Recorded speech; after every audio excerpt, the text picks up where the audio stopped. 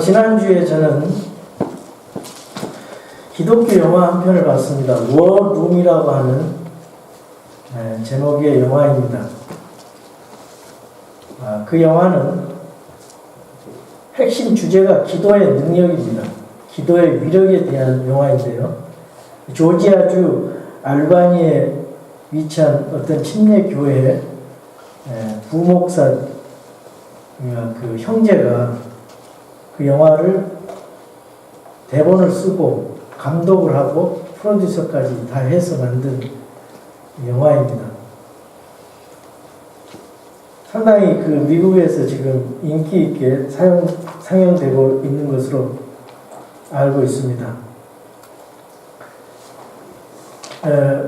거기에 나오는 한 가정이 중산층 가정인데 참 부부가 겉으로 보기에는 인고 부부고 참 좋은 가정으로 보입니다. 좋은 집에다가 좋은 자동차, 또 딸이 하나 있는데 그런 부유한 가정처럼 보이는데 사사건건 가정 불화가 있고 또 말다툼을 하고 그 부부 간의 싸움 때문에 아이는 상처가 되고 또 아이가 어떻게 공부를 하는지 어떻게 자라는지도 잘 관심도 없고 그 아버지는 좋은 직장에서 돈을 많이 벌지만은 너무 바쁘게 살다 보니까 부인한테 와서 짜증내고 그런 집안이에요. 결혼 생활이 엉망이고 또 가정이 참 그렇게 겉으로 보기보다는 내면적으로 문제가 있는 가정입니다. 근데 이 부인이 어느 날 한 할머니를 만나게 돼요. 그 할머니는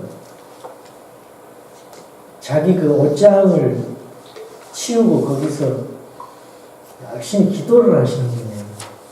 만나면은 사람들한테 예수 그리스도의 복음을 증거하는 분이고요. 말씀으로 무장된 그런 할머니더라고요. 근데 그 옷장 안에, 그 치운 옷장 안에 그 벽에는 여러 그 메모들, 기도의 그 리스트들이 있어가지고 여기저기 막 붙어져 있습니다. 그래서 그 장소를 이분이 이제 리얼 에스테이트 하는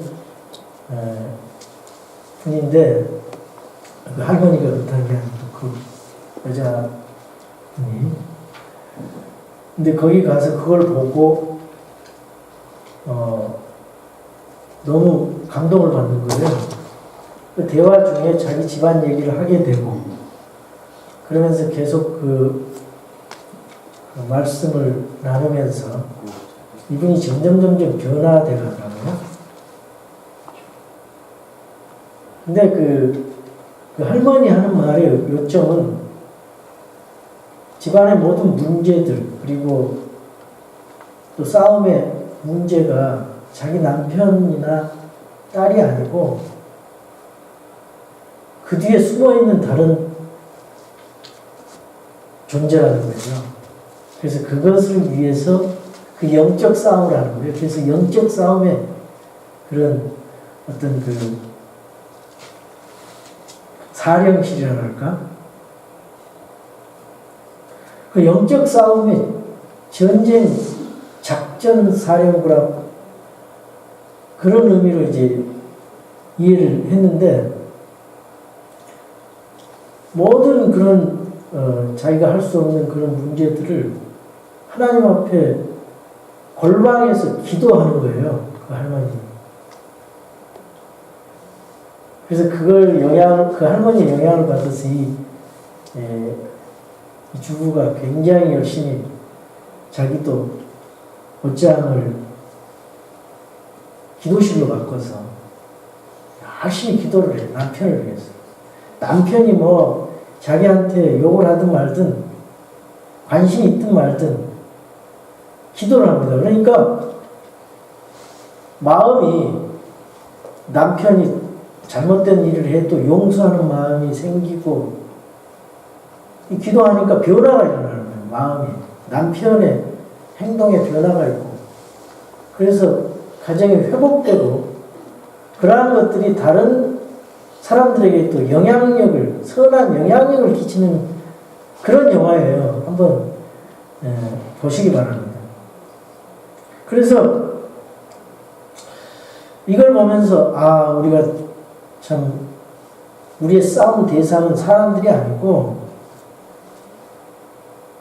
사탄 마귀인데 괜히 사람들 미워하고 또 말다툼하고 그랬었구나 이런 생각이 들더라고요. 그래서 다시 주님 앞에 기도하고자 하는 그런 마음이 더 생겼고 또 우리의 그 영적 싸움의 대상은 원수 마귀 사탄이다 이런 마음이 들었습니다. 오늘 사도 바울은요 기도 요청을 하고 있어요. 여러분이 크리스찬들이 우리 지체들끼리 기도 요청을 서로 해야 됩니다. 그 대신 기도 요청할 때는 프라이버시는 지켜줘야 돼요. 기도 요청한답시고 이런저런 얘기해버리면 다른 사람한테 얘기해버리면 문제가 생길 수 있거든요. 기도 요청을 하면서 기도해달라고 그래야 돼요. 그냥 피상적으로 말로 하는 게 아니라 진짜 그 기도의 위력과 능력을 믿는 사람들은 기도를 요청할 수 있는 마음이 생기거든요. 왜냐하면 내 힘으로 안 되기 때문에. 그래서 사도 바울은요 기도 요청을 합니다. 우리 미국 교회에 수요일날 오시면은 여기 집사님이 기도 요청 성도들한테 다 기도 요청을 받아가지고 그분은 기도 요청 목록을 작성해 기도 노트를. 그래서 언제 기도를 며칠 날 기도 요청을 받았다. 그리고 계속 기도를 함께 합니다. 이 기도를 함께 한다는 게 참 중요한 거예요. 교회가 함께 기도한다는 것 중요한 겁니다. 혼자 기도해도 되지만은 함께 기도하는 그 기도가 더 효력이 있다고 했어요. 그래서 몸이 아파도 교회 목회자를 초청해서 기도하고 그게 신약시대 기도 방법이거든요. 지체들끼리 서로 기도하는 거예요. Pray one another. 병든 자를 위해서 기도하고 문제를 위해서 기도하고 기쁨과 슬픔을 나누는 거예요. 기쁨을 나누면 배가 되고 슬픔을 나누면 반감이 된다 그러잖아요. 그래서 기도 요청을 받고 나서 기도가 응답됐으면 또 하나님 앞에 영광 돌리고 그래서 기도 노트를 작성하면 언제 기도 시작했는데 언제 이것이 응답받았다. 그런 리스트를 작성하면 하나님의 은혜가 너무 와닿고 하나님께서 우리 기도를 들어주시는구나. 그거에 하나님 영광을 돌리게 되고 그런 게 있습니다. 그래서 우리도 수요일날 기도 요청을 받습니다. 그래서 함께 기도하고 있는데 우습게 생각하지 마시고 자기의 어려운 것을 함께 형제들에게 내놓고 기도해 달라고 그런 교회가 됐으면 좋겠어요. 자, 그래서 사도 바울이 기도 요청을 하잖아요, 오늘. 사도 바울의 기도 요청은 뭐냐? 의식주 문제에 대한 기도는 아니었어요. 마태복음 6장 33절에 보면은 너희는 먼저 하나님의 왕국과 하나님의 의를 구하라. 하나님의 왕국과 하나님의 의를 구하면은 이 모든 것을 그 위에 더해주리라고 했잖아요. 기도 순서도 있어요. 우리 하나님 앞에 하나님 이거를 해주시면은 내가 이걸 하겠습니다. 하나님 이 직장 주시면은 내가 무슨 뭐 11조를 하겠습니다. 내가 교회에 열심히 출석하겠습니다. 이런 딜을 하는 그런 조건적인 기도는 하나님 못 오가는 거예요. 이거는요, 하나님 앞에 하나님의 왕국과 그분의 의를 구하는 기도를 먼저 해야 돼요. 그럼 나머지 의식적 문제는 그대로 따라온다는 거죠. 더해 주신다는 거죠. 왜냐하면 그런 문제가, 영적인 문제가 제대로 잘 됐을 때 육신적인 문제가 따라오는 것이지, 영적인 문제가 잘 되지 않는 상태에서 물질적인 것을 줘봤자 그거는 자기에게 독이 될 수가 있어요. 그러한 것들에 취해가지고 진짜 중요한 하나님을 잊어버리고 하나님 앞에 그런 기쁨의 삶을 드리지 못하는 경우가 될 수 있다는 거죠. 그래서 우리의 기도 목표는 그런 것이 아니에요. 물론 그런 거 하지 말라는 거 아니지만 우선순위가 하나님의 왕국과 하나님의 의를 위하는 영적인 기도를 해야 돼요. 사도 바울이 기도 요청을 보세요. 이거는 가는 데마다요, 3차 전도 여행을 하잖아요. 그리고 오늘 끝나고 그 다음에 또 배 타고 가고 또 걸어가고 이 도시 지나서 또 그 다음에 가고 옮겨다니면서 계속 복음을 전하고 교회를 세우고 또 성도들에게 기도하고 서로를 위해서 기도하라, 나를 위해서 기도하라.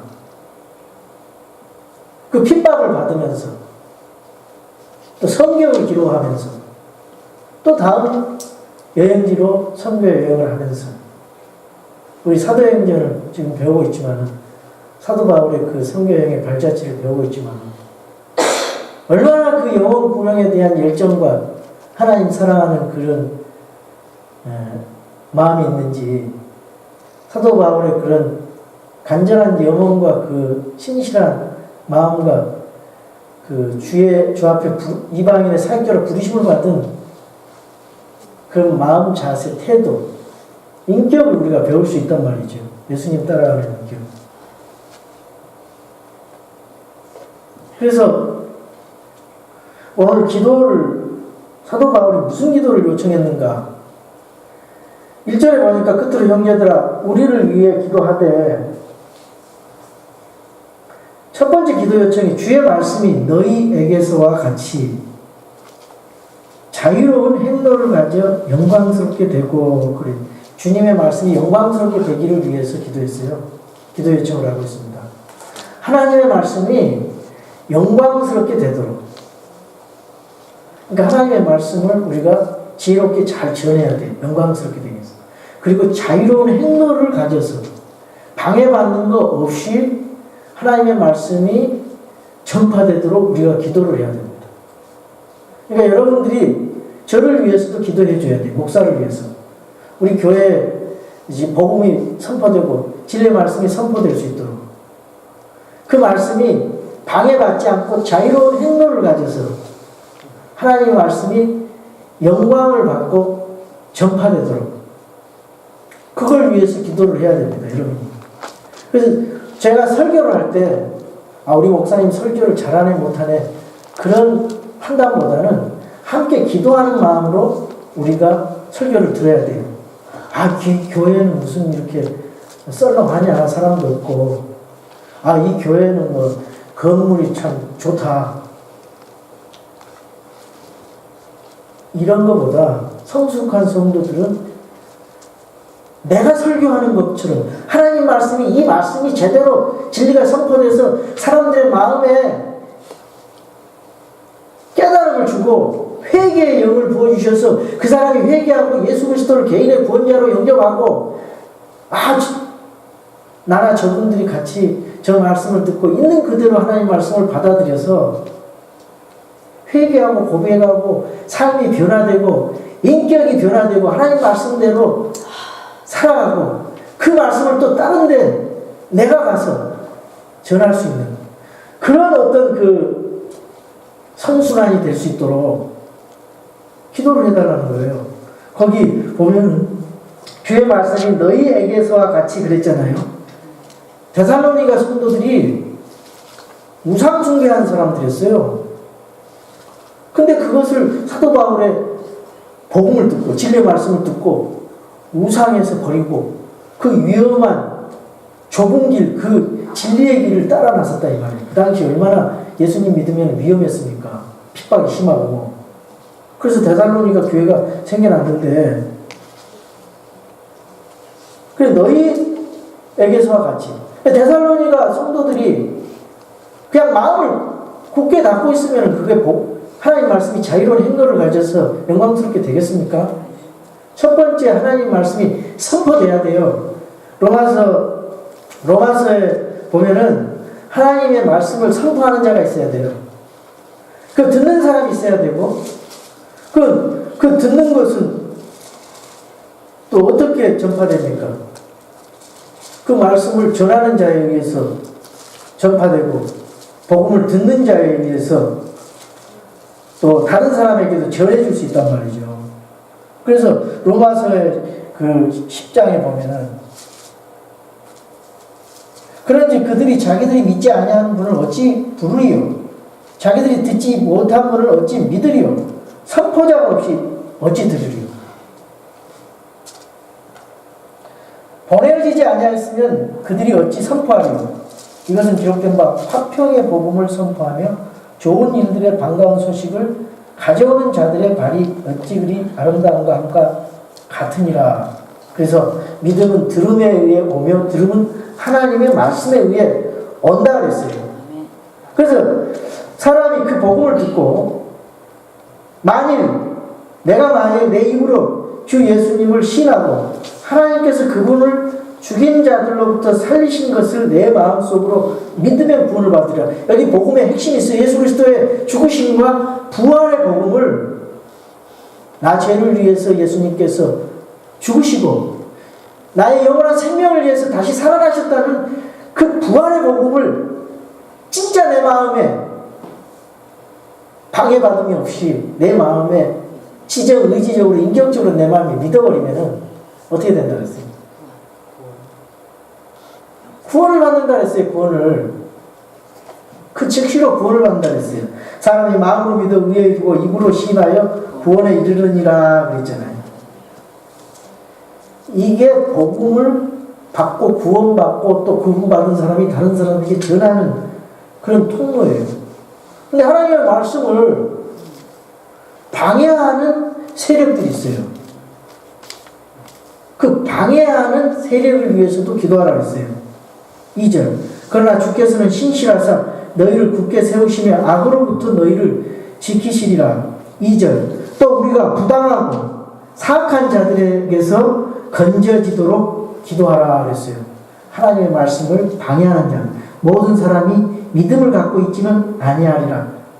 다 믿는 것 같지만은 말씀에 믿는 자를 보겠느냐 하신 것처럼 다 믿는다 그래요. 예수님을 믿는다라고 하나님을 입으로 주여 주여 하면서 그런데 다들 믿음을 갖지는 않았다는 거죠.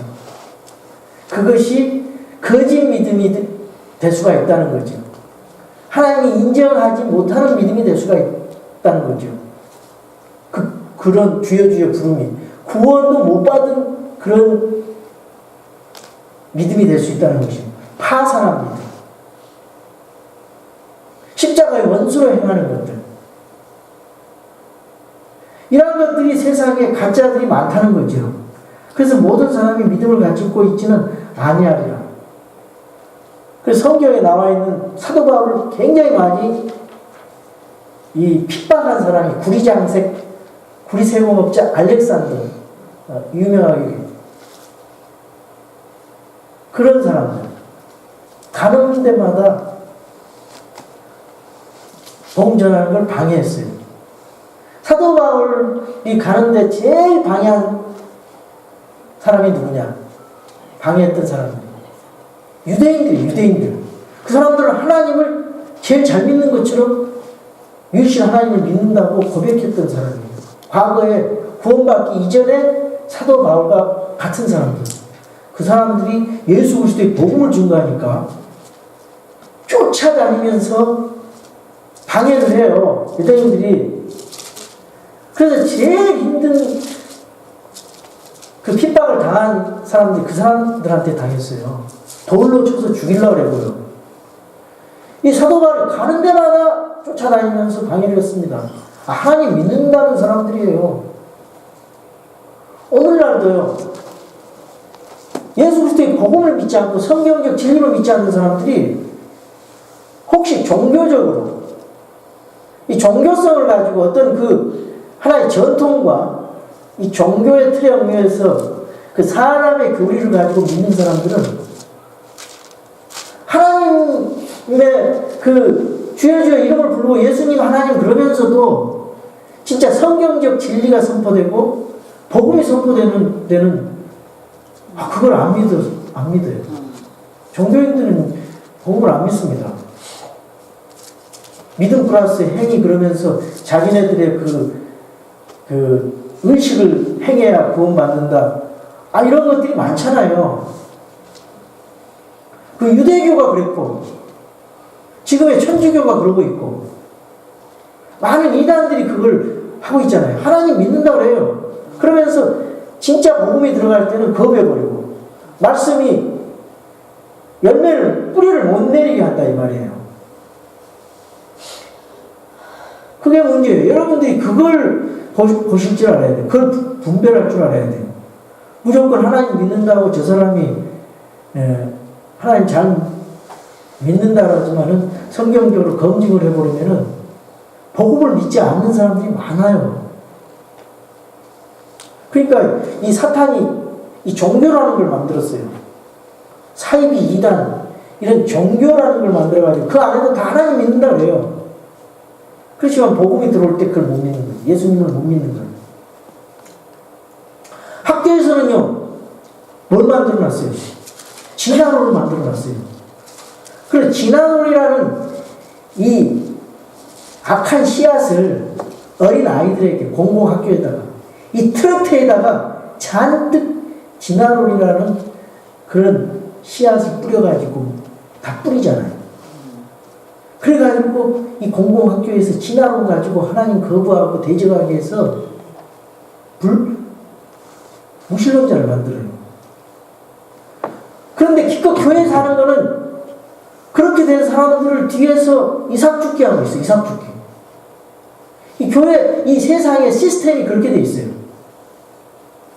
마귀가. 이 세상이나 세상의 것들을 사랑하지 말라고 했잖아요. 세상 시스템은.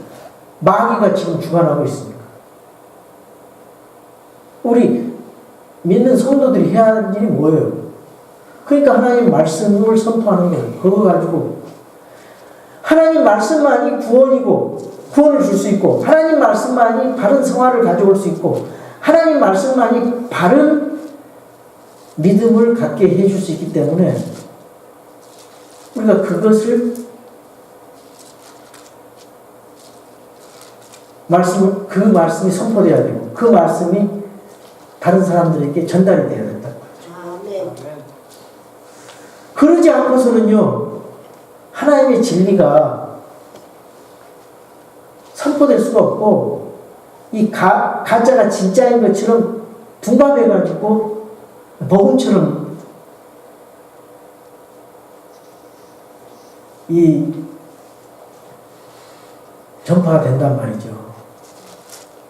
축적으로. 그러니까 우리가 하나님 말씀을 가진 우리들은 진짜 이 땅에서요 영적인 전쟁을 하는 거예요. 그 영적인 전쟁 하는 데 있어서 제일 마귀 공격 목표 1호가 하나님 말씀입니다. 어떻게든지 하나님 말씀을 변개시키려고 해요. 어떻게든지 하나님이 본래 하시고자 하는 진리의 말씀을 왜곡시키게 만들어요. 여러 가지 시스템들이 교회 안에 들어오고 여러 가지 사상들이 들어와요. 뉴에이지 사상들이 들어와요. 지난주에 제가 메일을 받았어요. 포르투갈에 가 있는 우리 교회에 나오셨던 그 진은미 자매님한테 메일을 받았어요. 근데 그 첫째 아들 그 조슈아가 그 학교에 가가지고 진화론이 돼가지고 무신론자가 되고 있다는 거예요. 그래서 옛날에 가르쳐 놨던 거 다 그렇게 엉뚱한 소리만 하고 속이 상해서 그러니 하나님, 목사님 기도해 주세요. 그래서 기도하고 있습니다. 여러분 기도해 주세요. 이런 세상이에요. 교회에서 아무리 가르쳐 나봤자 이 학교라고 하는, 이 대학교라고 하는 것이 온갖 잡동사니 혼합 이 사상들이 다 들어와가지고 하나님을 대적하는 그런 사상들이 있어가지고 이렇게 되는 거예요. 하나님 말씀으로 무장을 잘하고 있어야 돼요.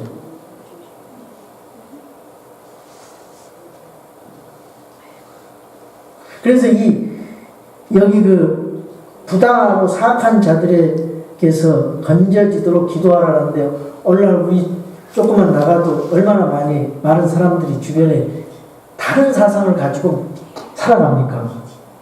어제 우리 청년들 전도하는 데 가서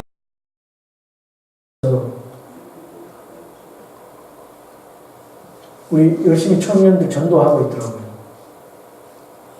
롯데 앞에서. 이 마이크를 사용해가지고 조용히 예수님의 그 복음을 증거하더라고요. 나 옆에서 전도지 가지고 돌려줬어요. 돌리는데 어떤 사람이 전도지를 주니까 너 그러더라고요. 그래서 부인한테 또 줬어요. 너 아니 그럴 필요가 없어요. 근데 이 마귀가 그런 마음을 줘가지고 이렇게 방해를 해요. 그래서 단단히 무장하지 않으면은 기분 나쁘고 이렇게 마음이 약해져가지고 그거 못하겠더라고요. 그런 걸 하나는 해도 마음 단단히 먹고 가야 돼요. 사탄이 그런 식으로 역사를 해요.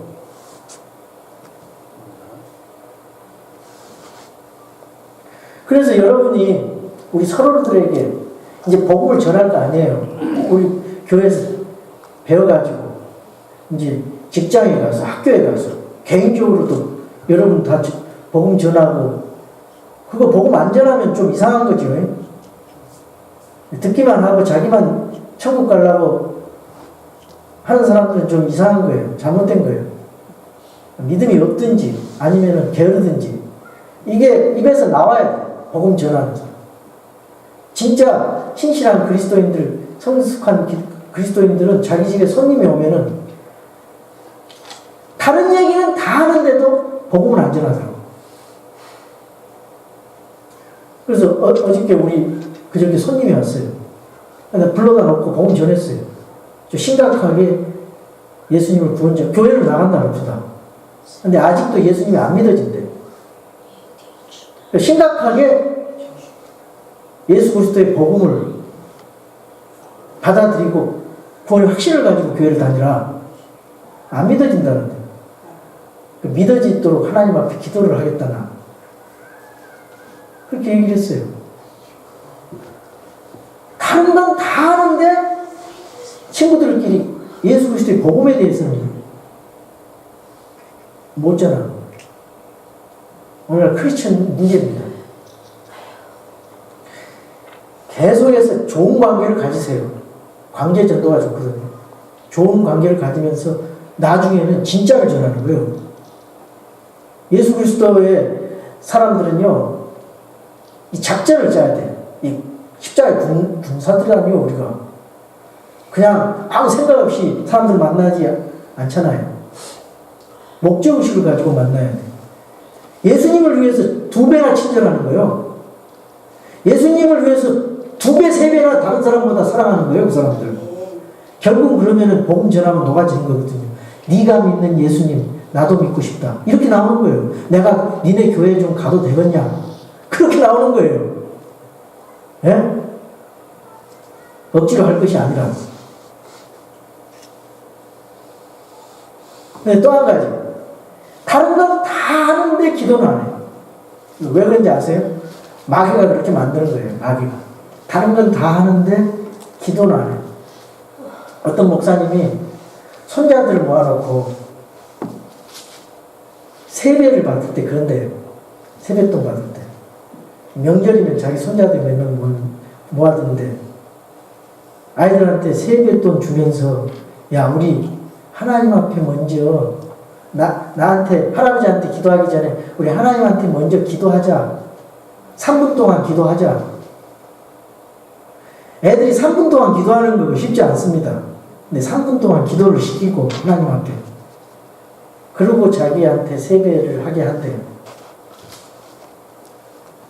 애들한테 기도하는 방법을 어렸을 때부터 가르쳐야 된다.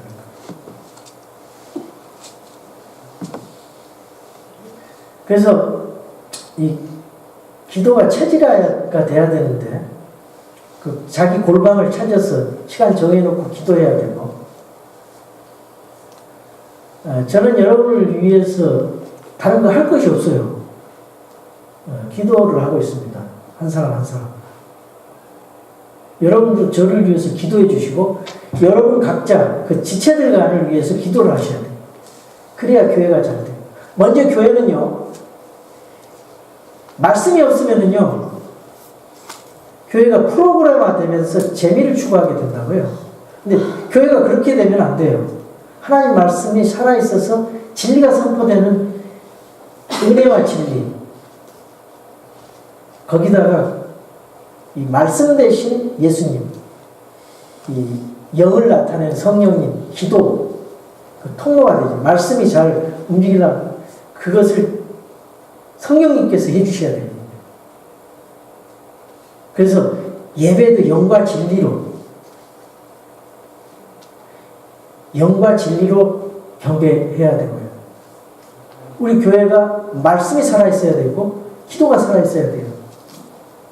그러기 위해서는 성령님이 말씀을 잘 통제할 수 있는 그런 은혜의 흐름이 교회 안에서 있어지기 위해서는 내가 상한 마음을 가지고 그걸 내가 맡겨야 돼요. 성령님이 그렇게 나 말씀과 성령 충만하고도 주장하도록 내 마음을 맡겨드려야 돼요.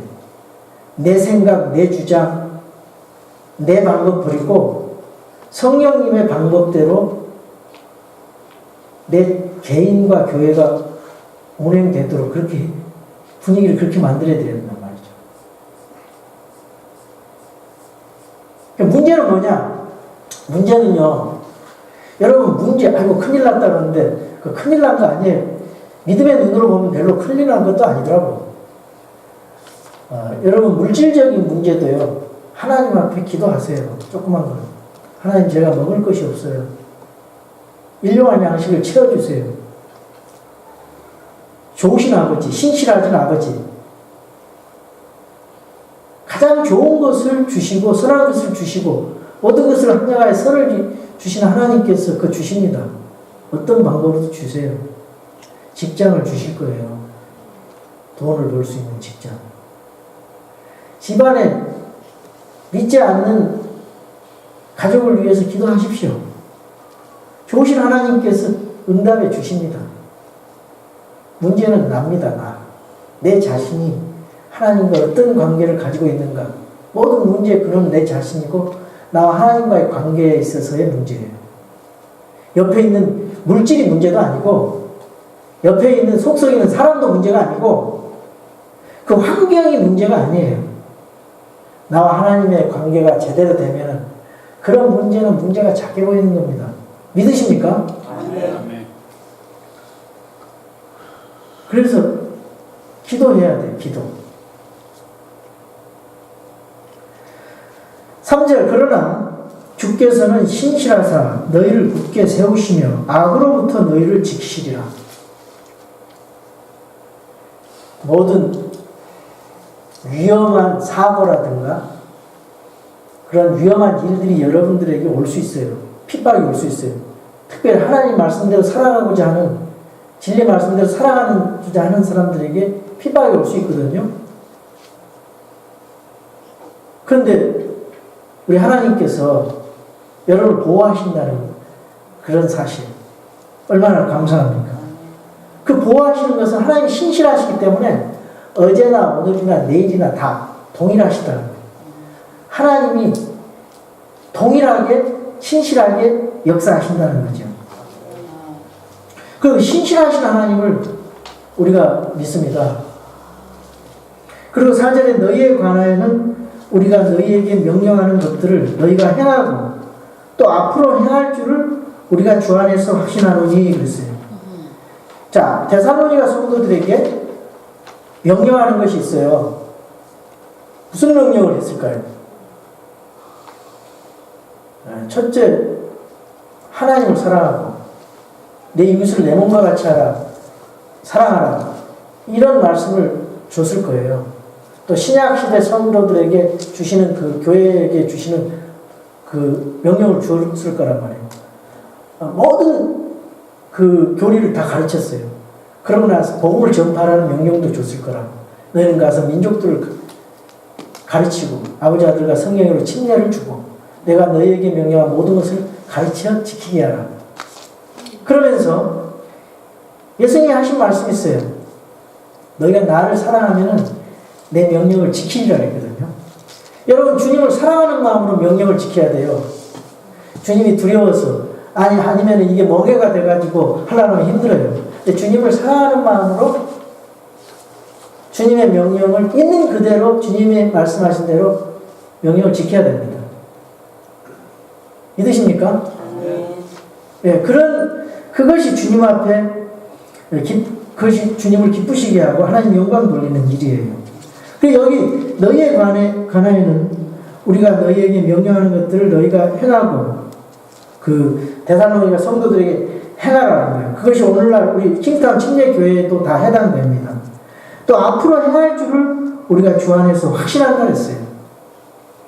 여러분이 예수님 믿지만은 주님을 사랑하는 마음으로 주께서 우리에게 주신 명령들을 지켜야 됩니다. 5절 주께서 너희 마음을 인도하사. 중요합니다. 이 말씀은 참 중요해요. 주께서 너희 마음을 인도하사. 어떻게 주님의 마음에 인도를 받아야 됩니까? 우리가 주님 앞에 내 자신이 내 마음을 내놔야 되잖아요. 그러기 위해서는 겸손해야 되고 고집 버려야 되고요. 하나님이 나를 주장하도록 성령께서 나 마음을 주장하도록 내드려야 되겠죠. 하나님 말씀이 그렇다면 그런 거예요. 모든 내 생각들 다 버리고 나의 전통 사상 이런 것들 다 버리고 하나님 말씀이 그렇다면 그러는 거예요. 그것을 하나님 앞에 마음을 인도하게 하사 그랬어요.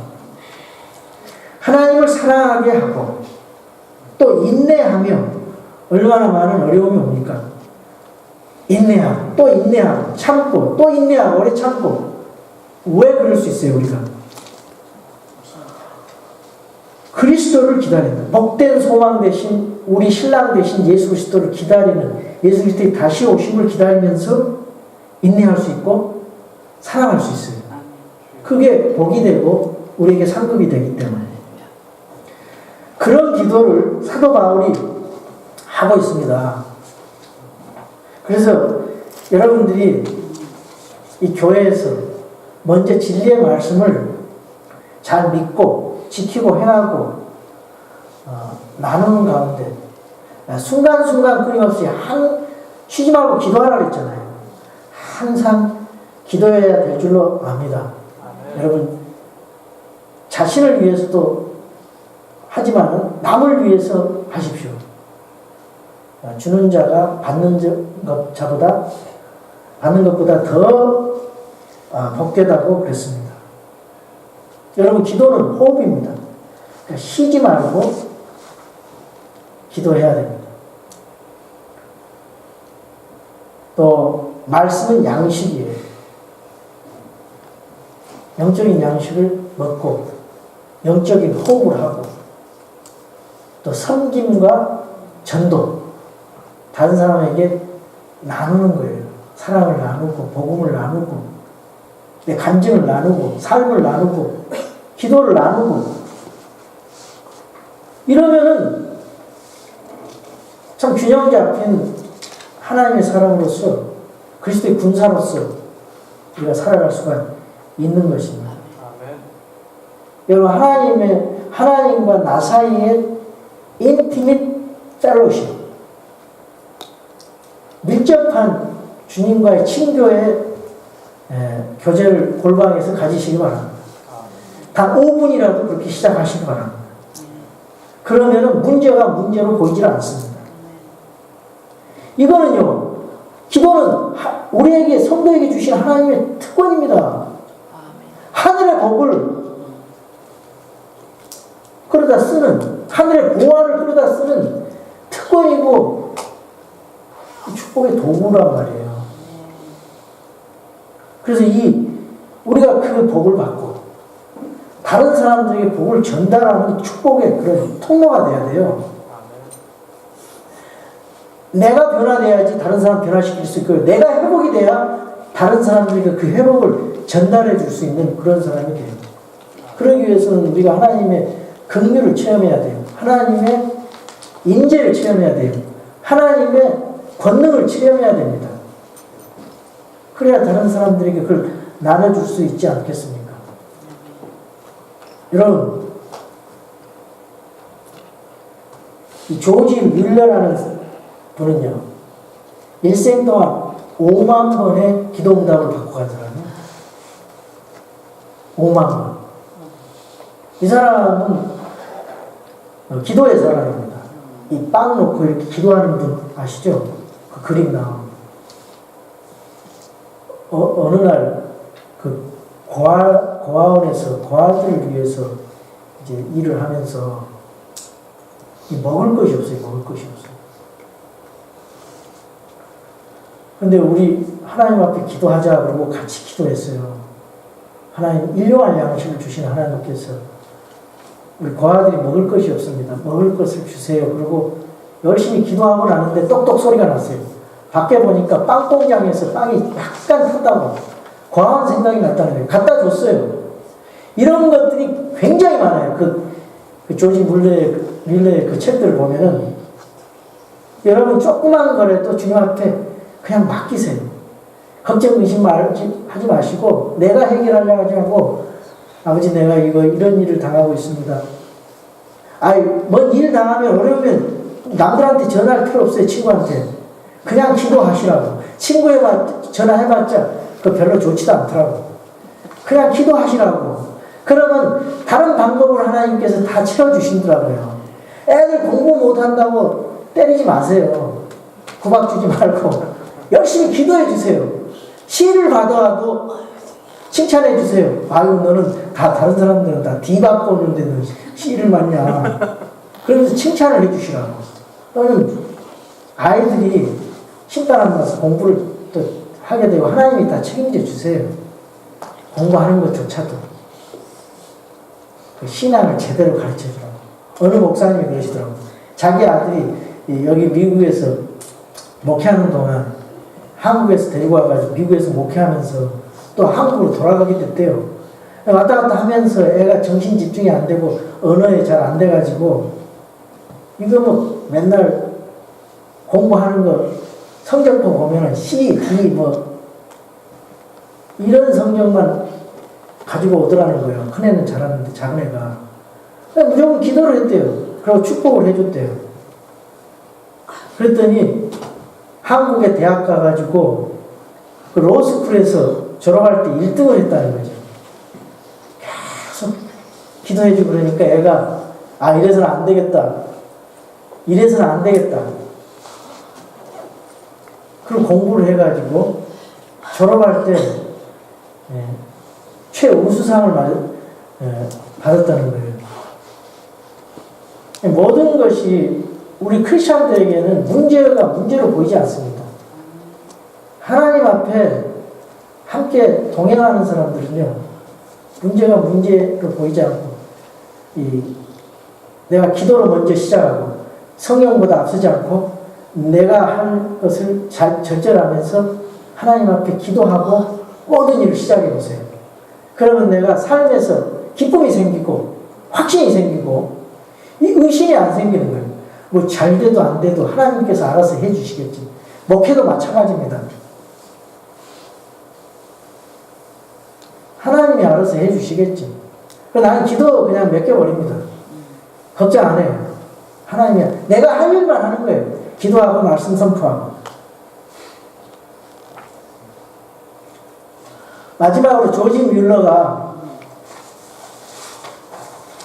기도하면 이런 글을 어느 분이 마침 지난주에 이메일로 보내왔더라고요. 제가 무슨 기도에 대한 설교를 하는지를 어떻게 알고. 한번 읽어보겠습니다. 기도하면, 기도에 무릎을 꿇으면 하늘문이 열린다. 답답했던 삶에 환한 빛이 들어오기 시작한다. 기도하면 신기하게도 불가능한 일들이 가능해진다. 꼬였던 것들이 풀어지기 시작한다. 기도의 시간에 온갖 해결책이 떠오른다. 기도하면 신비한 섭리가 일어난다.